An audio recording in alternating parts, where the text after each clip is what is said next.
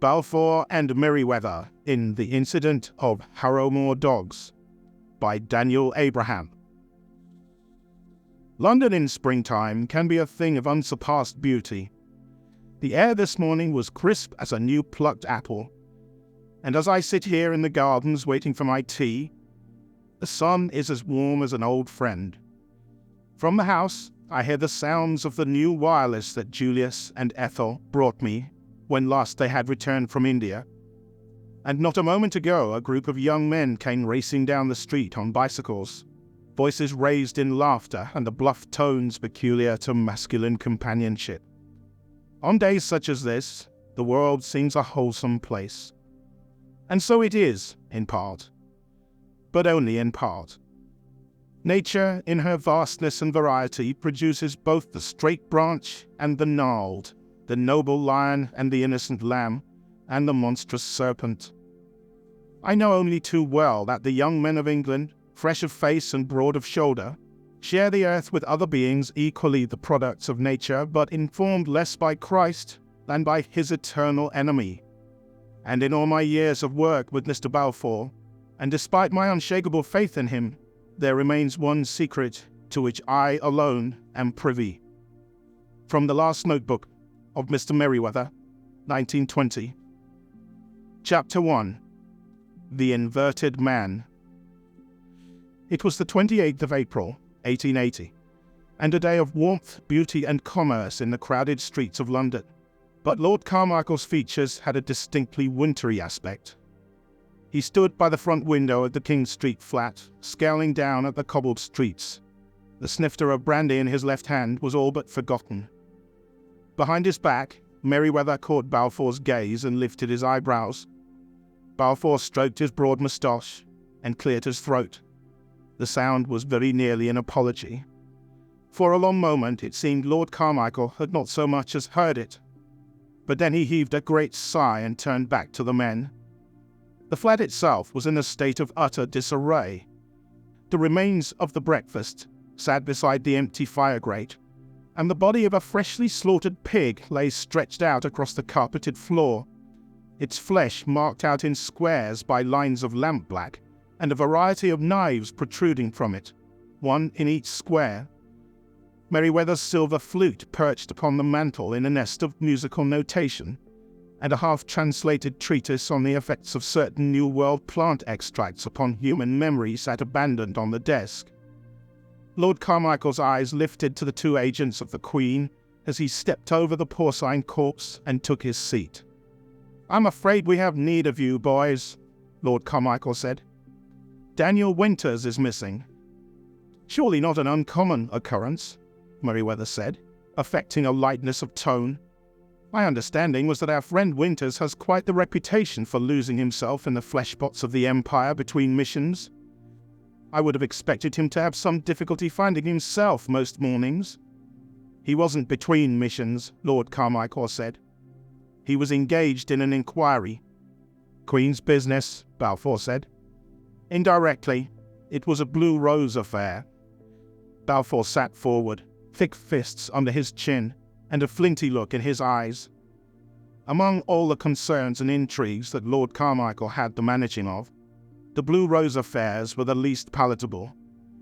Not from any moral or ethical failure, Balfour and Meriwether understood the near Jesuitical deformations of ethics and honor that the defense of the Empire could require, but rather because they were so often lacking in the rigor they both cultivated. When a housewife in Bath woke screaming that a fairy had warned her of a threat against the Queen, it was a Blue Rose affair. When a young artist lost his mind and slaughtered prostitutes, painting in their blood to open a demonic gate, it was a Blue Rose affair. When a professor of economics was tortured to the edge of madness by dreams of an ancient and sleeping god turning foul and malefic eyes upon the human world, it was a Blue Rose affair. And so, almost without fail, they were wastes of time and effort, ending in conformations of hysteria that posed no threat and offered no benefit to anyone sane. Meriwether took his seat, propping his heels on the dead pig. As if in response, a bit of trapped gas escaped the hob like a sigh. "I am surprised Winters would involve himself in such a thing," Meriwether said. He always struck me as being more the sort of man that concerned himself with fisticuffs, opium, and women of negotiable virtue. I have a hard time imagining him wading through the ectoplasmic fantasies of underemployed ladies after greater mystical truths. Spiritualist twaddle, Balfour said. It was as a favour to me, Lord Carmichael said. Tell me, gentlemen, what do you know of Michael Carster? The explorer? Balfour asked, his eyes narrowing. The very one, Lord Carmichael said. We know what everyone would, I suppose, Meriwether said. He was a great hero against the Zulu under Lord Chelmsford, and after his victories in Africa spent some years with the Royal Society. I have his account of seeking the roots of the Prester John, and his monograph on the source of the Nile. He also put out several volumes of quite decent poetry. Is he involved in this too? A year ago, Carster had something of a nervous fit, Lord Carmichael said.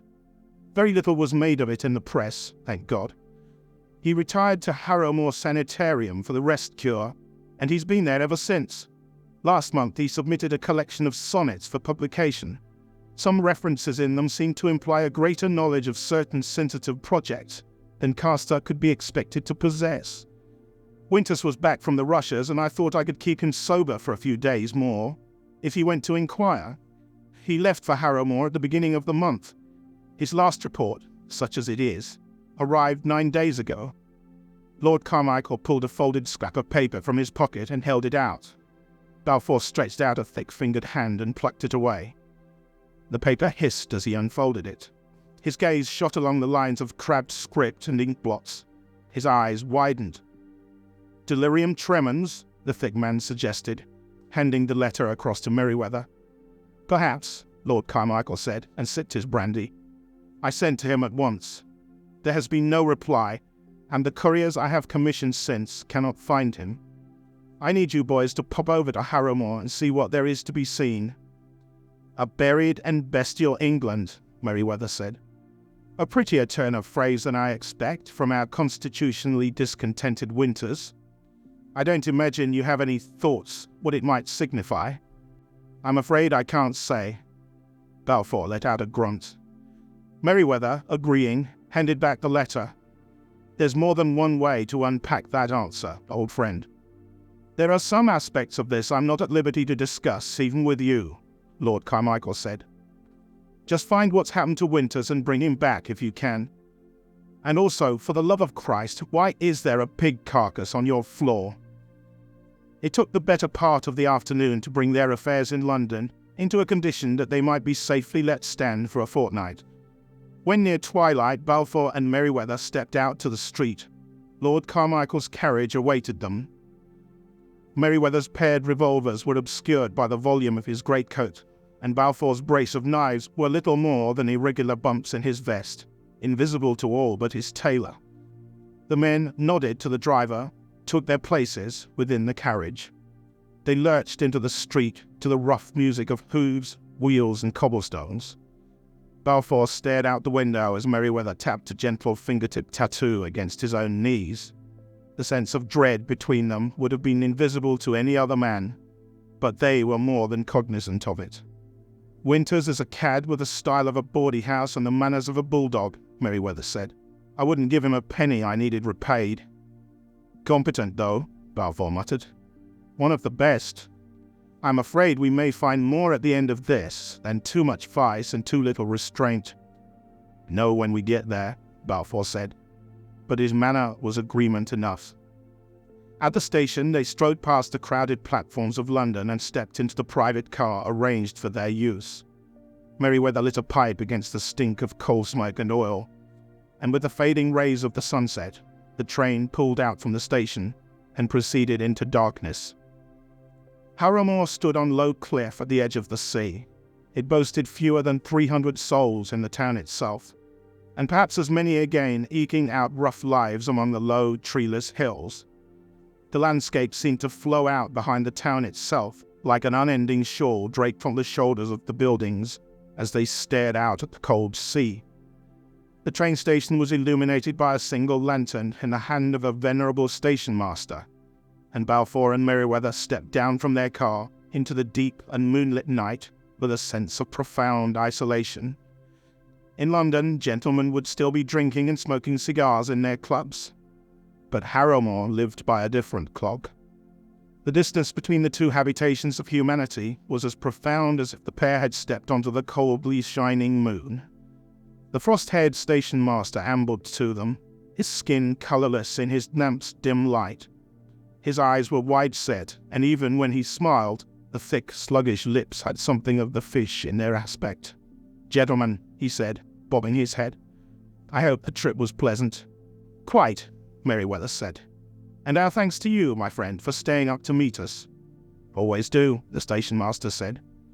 "Most nights we don't see anyone on the last train. But those times we do, it's best that someone meets them. Wouldn't want strangers getting lost. Not at night. You're for the sanitarium, yes?" "Come to visit, yes," Meriwether said. Of course," the old man said, turning toward the street. "You two gentlemen don't have the consumption. I've seen them come and I've seen them go, and I can tell. Better than the nurses I am. Only takes a look, and I can say whether a man's too far gone. No mystery is left for me." He let out a rasping chuckle like a rusted clockwork. "I understand our cousin preceded us," Meriwether said, trotting to keep pace. "Perhaps you might have met him as well." "If they come by train, I see them." "Young man," Balfour said. "Brown hair, pale eyes, scar across the back of his left hand." The station master shook his head. "None such by land. I'd have gone by water, though. Some do." The street beyond the train station was narrow and black. The stars overhead shed too little light, and rather than dispelling the shadows, the ruddy lantern made them seem deeper. The squat building stood on the near corner, the light and scent and soft mutter of voices marking it as a public house. A sign hung before it, rendered illegible by the darkness. "Here's the Black Hound, gentlemen. Best lodging in Harrowmoor. The sanitarium notwithstanding," the station master said with a wheezing chuckle. Meriwether turned back. The lit carriage windows of the train 60 feet away shone brighter than the silvered moon. "It seems a short enough walk to make unchaperoned," he said. "Like it does, sir," the station master said. "But men get turned around in the dark sometimes, and we're not far from the moorland. Will-o'-the-wisps sometimes, too, lead men where they oughtn't be, and that's not good. Safer this way is all. Safer." He nodded to himself as if impressed by his own wisdom.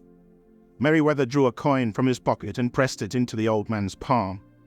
The fishy eyes went wide when they caught the metal's color. "My thanks," Meriwether said. "Really, you've been more than kind. I was wondering if you might know something of the man we've come to see." "Kind of you, sir, but I haven't seen your cousin." "Not him," Meriwether said. "We've come to interview a famous explorer and war hero. His name is Michael Carster." The station master's face shifted, deforming into a comic mask of disgust. His scowl was so profound, the corner of his mouth seemed to droop almost past the line of his jaw. "That one? Yes, I saw him when he came through. Would have been about a year ago now. Strong fellow, wide across the shoulders. Smoked them black Turkish cigars. Oh yes, I remember that one." "We've not met him," Meriwether said. "Not yet. Anything you could tell us that would be of use would be appreciated." The station master glanced at the coin in his hand and slid it into his pocket with a sigh. "We see a fair number come up to the sanitarium. Consumption, nerves, women with hysteria or the cancer, men with them sicknesses they catch from women on the continent. All sorts, and I ain't one to judge, not the sort of man I am. But that Mr. Carster of yours, I met his train too, and I'll tell you this for certain. What's wrong with him can't be fixed." The pub's mistress was a thick-featured and sullen woman who took as little time as possible in greeting them, seeing them fed bowls of roasted chicken and overcooked beans, and sending them off to their room. Meriwether's gentle and probing questions concerning Winters could as well have been asked to a stone. The accommodations were close and rusticated, with a single bed and rushes on the floor like something from Chaucer. A gentle sobbing sound passed through the thin walls from an adjacent room, and the awareness that their privacy was compromised brought their conversation down to whispers as they took turns making their ablutions at the small basin. Charming place. It isn't the last word in luxury or hygiene, that's true, but you must agree it has its own distinctive style. The combination of crushing poverty and gleeful judgment of others speaks of rural England at its most morally supine. A perfect example of its species, I'd say. The very epitome of things best left uncelebrated. Balfour grunted, pulling off his boot, then drew the hidden blade from its seam. The candlelight danced along the well-oiled steel, and the moustached man returned it to its sheath with a sense of satisfaction. Meriwether laid his own weapons out on the bed cover, deftly disassembling and reassembling the revolvers as they spoke. Winters and Castor, Balfour murmured. The former must have taken lodgings somewhere, and is, after all, the subject of our proximate investigation. It is even possible that his disappearance bears less on this present inquiry than on some other business with roots sunk half round the globe, and which only happened to bloom here and now. Confined Castor, though. It is a point in his favour that Michael Castor has fallen where there is light, Meriwether said. And if Winters did interview the man, it's more than possible that Castor may know something of what preceded the disappearance. So which scent do we follow? The hunter Winters, or the man Castor whom he hunted? Balfour hung his vest on the back of a chair and began pulling his blades one by one, testing each edge as he did. In his shirt sleeves, his body seemed a solid knot of muscle. Meriwether finished reassembling his pistols and slid them back into their paired holsters. There was not so much as a drop of oil to mar the bedding where he had worked. Both, Balfour said. I had drawn the same conclusion. I will repair to the sanitarium in the morning, if you like, and leave you the task of tracking down word of Winters here in the town. No difference to me, Balfour said. You are an eminently agreeable man, Meriwether said, and both men smiled at the joke. Is there anything in this present matter on which you do have a preference? First watch, Balfour said, and the side against the wall. The sanitarium stood half a mile out from the town, but the road to it was solid and well maintained. The white walls rose above the bare landscape like the bones of the earth itself. Seagulls wheeled in the white sky, calling mindlessly to one another. To the west, the sea stretched grey and uneasy to the horizon. To the east, the moor rolled, hill after low, scrub-choked hill, and Meriwether would have been hard-pressed to say whether land or sea bore the more forbidding aspect. Only the scattering of trees that rose above the sanitarium walls hinted at some other world within. A secret garden inaccessible, as Eden denied. The nurse who greeted him stood half a head below him. Her uniform was a blinding white that was meant, he felt sure, to indicate purity and health, but left Meriwether thinking in vague and unpleasant ways of sterilization.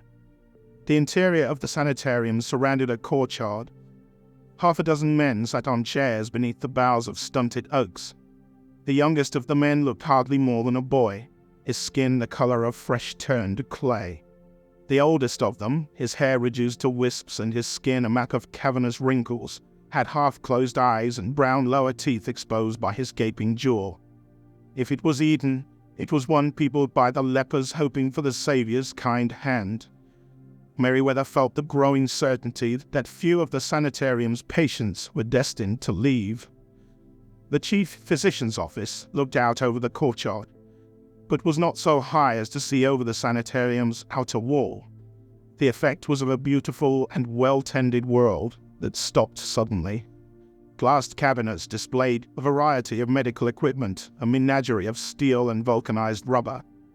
The man himself was thin as a weed with dishwater blonde hair slicked back over protruding ears. He stepped from his desk with his hand extended. "Mr. Meriwether, come in," he said in a quacking American accent. "Any friend of Lord Carmichael is welcome here. Take a chair. Can I offer you a cup of tea? I appreciate the offer, but all right, your choice."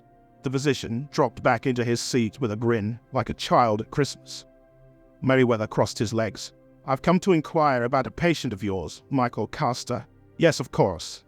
"Hard one. Nervous excess. Aberrant self-destructive behavior. It was his uncle who got him here, bless the man.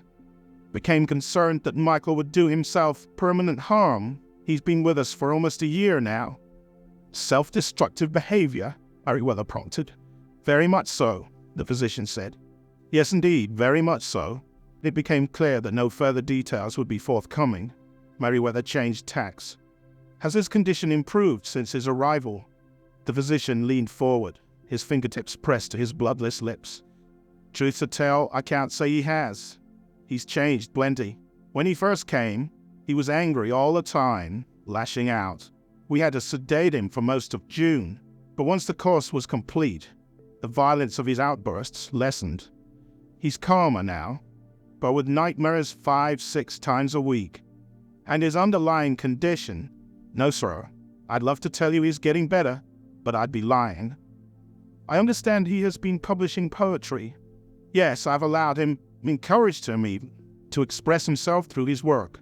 Seems to give him some relief, but as a long-term therapy, it isn't having the effect I'd hoped. He works, and some of his compositions are quite memorable, but there's a darkness in them that only seems to be growing.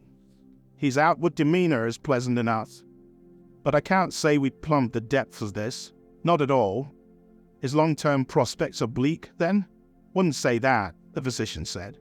We have a lot of tools in our chest we haven't pulled out yet. Aversion, chemical therapies. There's some fascinating work with direct manipulation of the living brain being done back in Ohio that holds promise. He's a brilliant young man, and we're a long way from giving up on him. May I meet with him? Of course, the physician said. I think he'd like that. He was very pleased when that last fellow came. Winters? Yes, Meriwether said, rising to his feet. As they stepped toward the doorway, he paused. The physician looked back at him, inquiry in his expression. Does Mr. Carster do his work in his room? The writing, you mean? He does. Might I have a moment in there alone before our meeting? I found I can learn a great deal about a man by the way he lives and works. The physician blinked like an owl, then shrugged. Can't see any reason not to. If you find something that could give me some insight into the fella, you'll pass it on? It was phrased almost as a request. Meriwether had the sense that the chief physician was unaccustomed to having his will questioned. Of course, Meriwether said. Lead on, and we will find what can be found. The room was small and neatly kept. White plaster walls rose above the simple bed and small working desk. 3 leather-bound notebooks rested beside a stub of pencil charcoal and a rubber eraser. The sheets were folded with precision, and the chair at the desk stood neatly in its place. Meriwether held out both his arms, fingertips just brushing the opposing walls. The space itself reminded him of a monk's cell, peaceful and clean and utterly divorced from the world. He ran his hands along the bedclothes, but no secret items disclosed themselves. The flat pillow held nothing but a few handfuls of limp feathers. Sharpened iron bars bloomed from the windowsill, preventing birds from roosting and inhabitants from leaving with equal facility. The chief physician haunted the doorway, bouncing slightly on the balls of his feet, as if in anticipation of some discovery, some new chink in his patient's psychic armor. Meriwether picked up the notebooks, thumbing through the pages slowly, carefully. The script within was legible and controlled. Even on those pages, and there were several, where the author had been struggling with the scansion of some particular phrase, it was done with the precision and regularity of a draftsman. In among the poems and notes, there were also sketches rendered in pencil and coal. Most had the precision and beauty of anatomical studies. A tree, standing along the side of a page with the texture of bark and leaf made clear, the study of a beetle in all 3 planes, and even the room in which Meriwether now stood as seen from the bed. They were technically admirable and displayed a profound if analytical sensitivity, and Meriwether expected much the same from the poems until he reached the 3rd notebook. Here, the images became stranger and more phantasmagorical. Strange beasts, half hound and half insect, stared out from the pages, vicious teeth snapping. And then another image, a single sketch which stood out from the others. It was of a young man in his shirt sleeves, fair-haired with the faintest of smiles pulling at the soft charcoal lips. The figure wore trousers high on his waist and rested on one hand as though he were leaning against a wall. The masculine grey eyes were fixed upon the viewer, and Meriwether felt his eyebrows rise and his heart step up its pace in surprise, and indeed shock. The man depicted was unfamiliar, but his pose and intent could not be mistaken. He was powerfully beautiful, the apotheosis of the masculine animal. All he knew of Michael Carster came into a sudden new perspective. "Ah, guests then," an unfamiliar voice said. "Please don't wait for my permission. Make yourselves at home." Michael Carster was the human embodiment of his room. Light brown hair cut neatly and close to the neck. His build was trim and athletic, and the rage at their invasion of his privacy hardly showed in his sky-blue eyes. His shirt was the same white as the nurses' uniforms, but on him it spoke more of an unpainted canvas awaiting the artist's stroke. His trousers were dark and ill-fitting. They were the sort that the other patients wore, likely all laundered together and returned afterward to whomever was in need. A uniform for the damned. He seemed too young to have served in the Zulu Wars, but when Meriwether looked closely, the signs were there. The first dusting of grey at his temple, the places where his skin, though still unmarked, would show one day a permanent crease. Meriwether put down the notebook. "Now, Michael," the physician began, "you know that—" "I apologize," Meriwether said. "The intrusion was at my request. I'm afraid I may have let your status as a patient distract me from the constraints of courtesy. The fault is mine." Carster lifted his chin as if hearing an unfamiliar sound. Something between amusement and distrust plucked at his lips. "Mr. Meriwether's come to speak with you, Michael. If you don't mind, of course," Meriwether said. "Anything to shake up the monotony, I suppose," he said carefully. "I will have to check with my social secretary, but I believe I was slated to be here the whole day. I get out so rarely, you know." Meriwether turned to the chief physician with a polite smile. "Thank you very much for all your help in this. Lord Carmichael will be very pleased." The dismissal was so polite that for a moment the physician didn't understand it had been delivered. His eyes widened for a moment, and then a pale smile drew back his lips. He began to speak, stopped, nodded to both men, and stepped away, holding his head high. Carster chuckled low in his throat. "He won't thank you for that," Carster said. "The good doctor is unaccustomed to being excluded." "It will be good practice for him, then," Meriwether said, then took a breath, and plunged at once to the vulnerable point. "I was led to understand that you came to the sanitarium after a fit of nerves. That isn't true, is it?" "No." Carster crossed his arms. His gaze shifted onto the blankness of the wall. "You are inverted, a homosexual." "I am." The man's voice moved slowly, carefully, picking its way among the syllables as if they might bite. "Not that I see it as any of your concern. It is what brought you here, however?" "It was," Carster said. He held his body square as a man before the firing squad. "I was involved with a younger man. It was unwise and rash, but I was very much in love. His father discovered us, and my uncle, soul of Christian charity that he is, arranged my indefinite incarceration here, rather than commending me to the law. If you have some judgment or comment you'd like to share about that, I cannot prevent you." "It's no concern of mine," Meriwether said. "I've come looking for Daniel Winters. He's gone missing." Carster's gaze returned, his eyes flashing with concern. "God, missing? How long?" Meriwether pulled out the desk chair and sat, his fingers wrapping his knee. "We had word from him 2 weeks ago, but it wasn't particularly coherent. Since then, nothing." "He's gone to them," Carster said. "Gone to whom?" "The dogs. The ones in my dream," Carster said, and caught himself and shook his head. "And here you might not have thought I was mad." "Perhaps it would be best if we began at the beginning," Meriwether said. "The whole sordid tale?" Carster asked, stepping forward to lean against the foot of the bed. Meriwether felt himself smile almost against his will. "Perhaps an abridgment. What did you and Mr. Winters discuss? What are the dreams you speak of, Mr. Carster, and when did they begin?" Carster sat on the bed's edge, collecting his thoughts for a moment. "I am not a superstitious man. I don't believe in things without some evidence to support them. When I tell you that I have always been led by my dreams, I hope you will understand it is because my dreams have been a curiously reliable guide. In Africa, I knew of the coming attacks days before they transpired. Sometimes I would even know the number of the enemy, the direction from which they would come, and the time the assault would begin. I'm not a fool. I never relied on the dreams being accurate. I only prepared in case they were, and more often than not, it was good that I had. I suspect that many of the men in my mother's family suffered the same effects. Something in the blood, I suppose. I became used to them, a sort of useful party trick, and nothing more. And then I came to Harrowmoor. From my first night here, I have been plagued by nightmares. They are not always identical, but in some details they remain consistent. Always I am in a barn near an abandoned farmhouse. It is always twilight, the sunlight failing around me. And there is something like a well, an ancient stone shaft into the earth, with walls made from stones, like those of a henge, only sunk deep into the earth rather than resting upon it.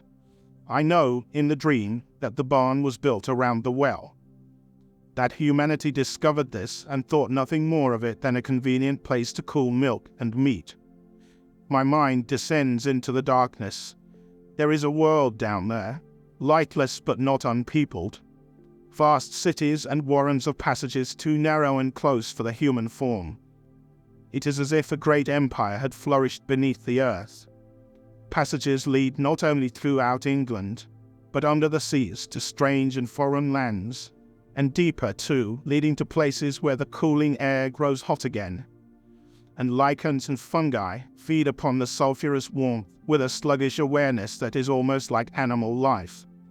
I feel this vastness more than see it. I experience it, as you might know the state of your own body. Great beasts sleep there, and strange intelligences battle in lightless subterranean wars. I have seen things that no waking eye has ever seen. Parasite worms that dig into the living flesh of their enemies and swallow up the brains, then use the corpse as a mechanism, riding it as you or I might sit a horse.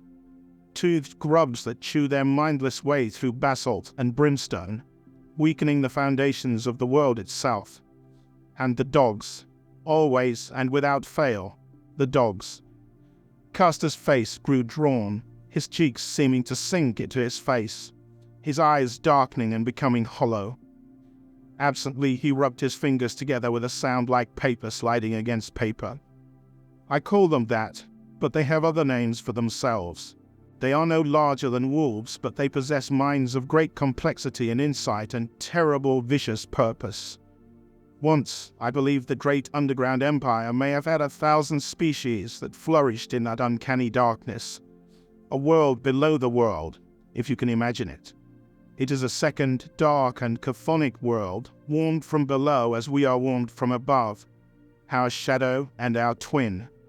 Most of its inhabitants have been consumed or slaughtered, and those that remain do so because they are of use to the dogs. In the dreams, I am among them, and they know me. They can smell the traces of my dreams, and they try to follow me back. I know that if I lead them to the surface of the world, they will find me. Here in this room, Mr. Meriwether, they will find me, and my life would be forfeit. And so I flee deeper and deeper into the underground, and the dogs follow, howling. Your drawings, Meriwether said.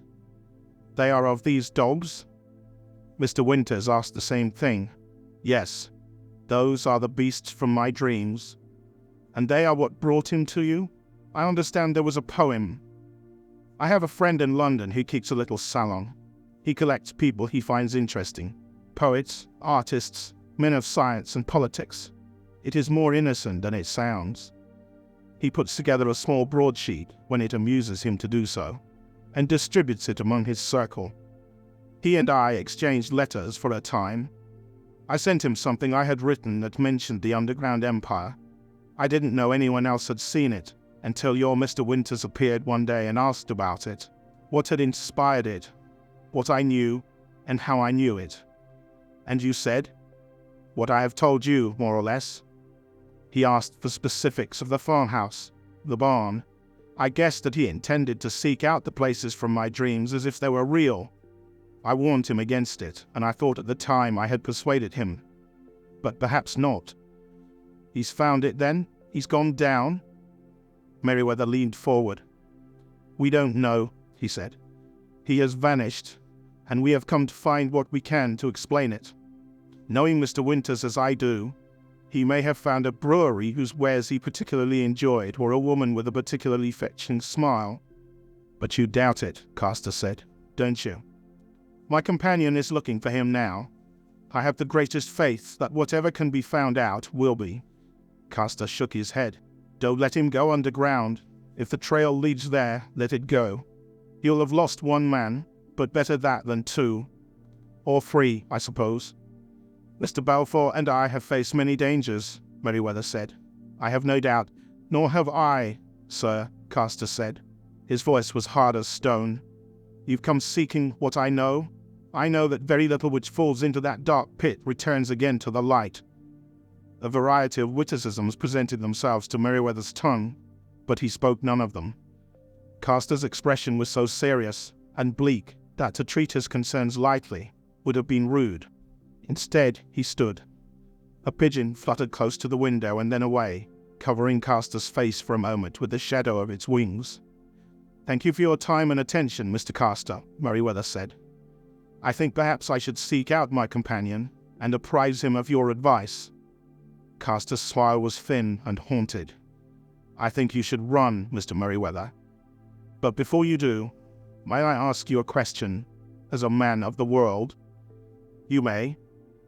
You defined the reason for my interment here. They have discussed a great number of treatments for me. Most recently, they have considered unmanning me surgically and giving me a course of forced sedation that would last the rest of my life, however long that might be. Meriwether locked his hands behind him. I have heard some such discussion, yes. But you said you had a question. That was a series of statements. Castor nodded. I did not ask to be what I am, nor did I choose it. As a man of the world, do you consider my inversion a disease to be cured? No, Meriwether said at once. I am a servant of Crown and Church, and I take my guidance from them. Homosexuality is no disease. It is a sin and an abomination. Pain flickered in Castor's visage, and then a careful smile. How many years, Meriwether wondered, had the man practiced the art of appearing not to care? I am as God made me, Castor said. I see no contradiction, Meriwether said. God makes many abominable things, and I am in no position to condemn his choices. But now, sir, you must excuse me. I have other monstrosities to attend to. Chapter 2. Voices from the Deep. After leaving Meriwether's company in the morning, Balfour began with a leisurely walk through the town. His first impulse in times like these was towards violence and threats, and so it was only through an act of will that he restrained himself from direct action. Before the campaign could begin in earnest, it was best to know the battlefield. He strode through the dark streets with his nearest approximation of joviality, his eyes shifting constantly from face to face, from building to building, without seeking any one thing in particular. And so he allowed himself the luxury of building a sense of Harrowmoor town, and with it a better idea of where his efforts might be properly placed. In daylight, some part of the town's grim aspect disappeared, but only some. The clay of the earth itself held a greyness that seemed to have worked into the skin of the townsmen. The children laughed and played in the streets just as they did in any such place, but their chants and whistles had a cruel undertone. The horses that pulled the carts down the streets had an empty exhaustion in their eyes that recalled men too long in battle who had become inured to the trauma of their surroundings. Soul dead. There were neither cats nor dogs anywhere in evidence. Balfour's own presence elicited neither curiosity nor remark. The trade of the sanitarium, he supposed, would bring a steady stream of odd and grieving humanity to Harrowmoor. He might have been a physician come to consult about a difficult patient, or a man with a consumptive wife dying by gasps upon the far hill. The townsmen would be accustomed to strangers passing through, perhaps so much so as to be blinded to them. As he stepped into the small market square with its half-dozen rickety stalls and sun-bleached awnings, he found himself wondering how many men had died in the sanitarium. and whether the concentration of so much suffering and death might somehow have poisoned the land itself. Or possibly the moorland had always carried a sense of doom and disquiet, and so become the natural home of the hopeless and dying. He shook himself, trying to shrug off the malaise that threatened to overcome him as well. He hadn't come to ruminate upon the effects of mortality on the landscape. He was here to find Winters, or if not the man, at least his track.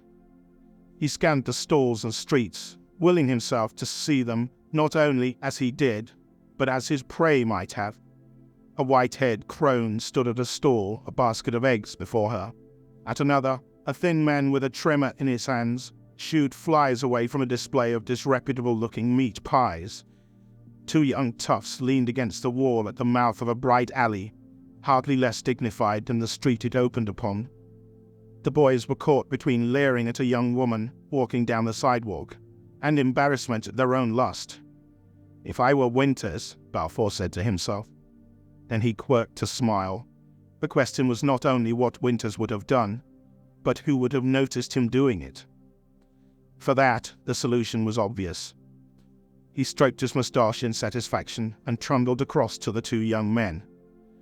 The boys scowled at him and pretended to look away until his focus and intent were impossible to ignore. "You there," he said. "I'm looking for a man who was here a few weeks back."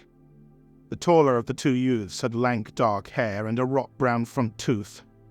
His shorter companion was still taller than Balfour, with sand-colored hair and a weak attempt at a beard. "Lots of men come through," Rottooth shrugged. "Don't matter to us." Unfortunate Beard pulled a worn work knife from his boot and began cleaning his fingernails with it. Balfour felt a wave of pleasure as he plucked it from the boy's unpracticed hands. Unfortunate Beard's eyes narrowed in anger until Balfour shifted his vest, displaying his brace of knives, and then they went wide.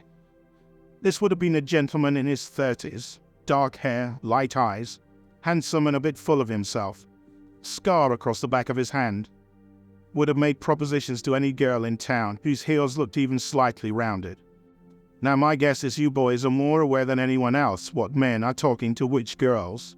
And so I think you know who I'm speaking of, yes?" The two looked at each other. Their uncertainty spoke volumes. "What's he to you?" Rottooth asked. Balfour hardly had to consider which lie to tell. "He's a friend of my wife's," he said coldly, and let the knives and implications think for themselves. It took little time for the boys to imagine bloody vengeance taken upon their imagined sexual rival, as though they were anywhere near Winter's league. "Right, then, we've seen him. Stayed in the Black Dog for a week, then started out for the moors." "The moors?" "That's right. Walked all over them, night and day. Probably got caught in a bog." "Last I heard," Unfortunate Beard said, "he was staying at the old Phillips place, farmhouse halfway to Fenton. No one's lived there since old man Phillips died of the cancer and his daughters lit out for the colonies." Balfour smiled and handed back the worn knife, handle first. Unfortunate Beard took it. "Don't suppose you fine gents could give me directions," Balfour rumbled, his voice a gravelled mixture of pleasure and the threat of violence. "And then see to it that no one mentions to our mutual friend that anyone's looking for him." Half an hour's time later, and still well before lunch, Balfour had an egg sandwich in one pocket, a bottle of beer in the other, and clear directions out through the moorland to the farmhouse where Winters had last been known to abide. He walked with a bit of a spring in his step, despite the treeless, grim surroundings, buoyed up by the predictability of jealous young men and randy old ones. Between Winter's penchant for flirtation and the local adolescents' resentment of it, Balfour had the thread to walk this unwalled labyrinth. The sun rose high in the great pale bowl of the heavens, and the moor stood quietly beneath it. Low hills flowed down from the town, the land growing wetter with each new small valley. The whine of insects filled the air, with mindless, tuneless song that soon dispelled Balfour's bright mood. Gorse and wild blackberry grew unchecked beside the paths, their leaves bright and forbidding. It wasn't until he paused to eat his sandwich and beer that Balfour noticed the little details that had been troubling him. The moor was rich with plants and insects, but no animals seemed to live here. No rabbits had chewed back the brush. No voles or mice fled at his approach. The sense of being utterly alone was as profound as it was uneasing. The farmhouse, when he found it, was unmistakable both in its identity and its emptiness. Weather had stripped the doors of their paint, leaving the exposed wood to rot. The thatching of the roof sported weeds and wild flowers, and trails of black moss dripped down the walls beneath it. Balfour drew his knives, holding the blades against his wrists, in case there should be anyone watching from within the derelict structure. Silent as a cat, Balfour stepped forward. Broken windows stared blindly at his progress. When he eased the door open, the stink of mildew, fungus, and rot assailed him. The soft ticking of insects in the thatch, and the groan of floorboards under his weight were the only sounds as he stepped through the modest structure. The rooms were close, and the walls sagged at strange and disturbing angles.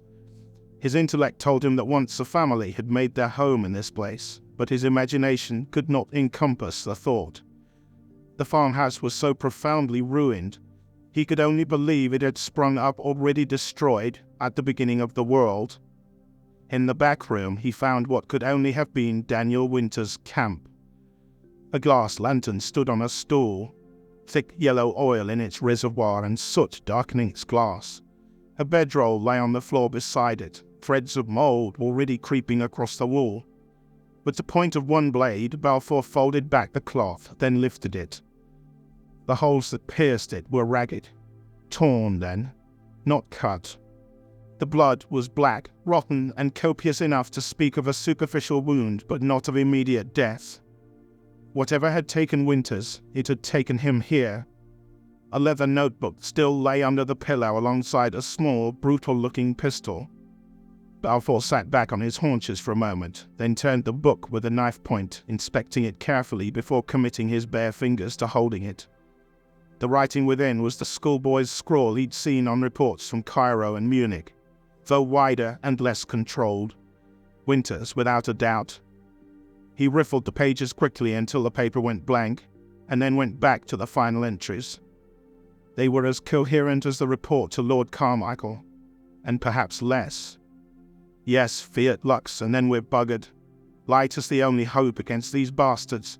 Empires and then empires. Carmichael's mad. Don't want a gun if you can't tell the barrel from the grip, he said. Well, too right.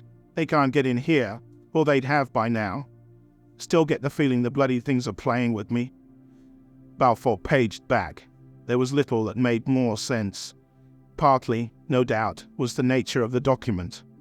Had Winters been writing something other than prompts to his own memory, it might have been very different indeed. On the other hand, he'd known his letter to Lord Carmichael had possessed a separate audience. Unless Winters had had some reason for making his correspondence obscure, even to those who might read it legitimately. Balfour's head snapped up like a hound scenting a fox. His body went perfectly still, and he waited, his ears straining to recapture the thin thread of sound. It came again, little more than a trembling of the air. Still, it had not been his imagination. Balfour tucked the notebook in his pocket and reacquired a firm grip on his knives. He moved like a shadow, his senses keen as a fresh scrape. The stink of burnt beans lingered in the still air of the kitchen. The back door stood shattered in its frame. Balfour knelt, considering the mark on the floorboards. The pale mud showed wide marks like a massive dog's paw, but lengthened at the fore with something like fingers. The sound came again, and there was no doubt this time. It was a human voice, and it was screaming. The barn stood behind the farmhouse, its blackened timbers stinking of rot. The great door hung open. The shrieks seemed to come from beyond the structure until Balfour moved to its farther side. Then they shifted and seemed to come from the house. It was as if another landscape existed within the confines of the ruined barn. The tortured man lost somewhere much more distant than the frail walls contained. Balfour scowled and made his approach. Within, pillars of light dappled the empty spaces, shining from the holes in the church-high roof. Abandoned stalls showed where cattle had once stood. A ladder still rose up to a hayloft, dust-heavy webs empty and exhausted between the rungs. In the rear of the place, as if squatting in the shadows, a low pallet of stone with a gaping square hole 4 feet to a side at its center. A thick rope led from an iron ring in a stout oaken beam to the edge of the darkness and disappeared within it. Balfour surveyed the uncomfortable mixture of shadows and light to be certain no attacker lurked to pitch him into the black well before he squatted at its mouth. The screaming was louder here, distinct and specific, and also dreadfully familiar. "Winters?" he shouted. "Winters, is that you? Can you hear me, man?" The screaming did not change. Balfour rubbed the back of one hand against his chin. No flicker of light shone in the darkness below, and the sunlight revealed not more than 6 feet of rough stone before it too failed. Balfour rose to his feet, casting eyes around the darkness. "Hold strong, man," Balfour bellowed. "I'm coming down." Balfour ran back to the farmhouse, retrieved the oil lantern, and lit it with a match from his own pocket. The thin, buttery light seemed too weak for the powerful darkness of the well, but there was no time to find a better torch. Reluctantly, Balfour sheathed his knives, took the lamp in one hand, and wrapped the rope around the other tightly enough to grip, but not so much that he could not choose to let himself slip down. With the physical confidence of a man well versed in violence, he set feet to stone and began lowering himself down into darkness. The stone face before him glittered with the damp, and the soles of his shoes slipped more than once, cracking his kneecaps hard against the unforgiving stone. Cool air rose around him, carrying with it the smell of deep earth and perhaps something else, a rough and acrid stink like rancid piss. The effort of the descent made Balfour's jaw clench so firmly that his teeth creaked with the pressure. The thin flame in the lamp shuddered in the cool air around him, and the grey square of daylight grew smaller and more distant. With every yard, the ache in his arm grew until the muscles began to tremble. Any return to the world of sky and sunlight would require the use of both hands, but the thought of making this transit without the small light he carried filled him with an inexplicable dread. The vast stones slipped seamlessly past him, defying any thought of mere human construction. No monolith so great had stood between the great bowl of the sky, but the mineral vastness of the earth below him seemed at once as vast as the heavens and close as a grave. Winter's ongoing shrieks did nothing to calm his nerves, but decades of study gave him the mental discipline to peg his fears at mere brusque annoyance. It seemed that the trial might go on forever, the rough hemp sliding around his elbow and across his palm until he reached the doors of hell itself, and then the shaft's end came into the sphere of light, and Balfour dropped the last few feet to the ground. The ground beneath him was a thick clay that made soft, unpleasant sounds under his feet and pulled at his shoes. 2 low tunnels led into the deep earth, lightless as dead eyes. Balfour shook his rope-scraped hand until the feeling returned to his fingers, then plucked a blade from its sheath. The steel seemed brighter than the flame that illuminated it. The tunnels, while almost 10 feet across, stood little more than 4 feet high. To move forward, he would have to bend low and leave at least one of his flanks exposed. Balfour's moustache quivered with disgust at the tactical situation, but he chose which of the tunnels the screaming seemed to emit from, and moved forward. Winters had to be close now. The screams had an exhausted quality, as a body might make when the intelligence controlling it had abdicated. A harsh and mindless sound. The stink was worse here, but he ignored it. The darkness seemed to suck away the light and give nothing in return.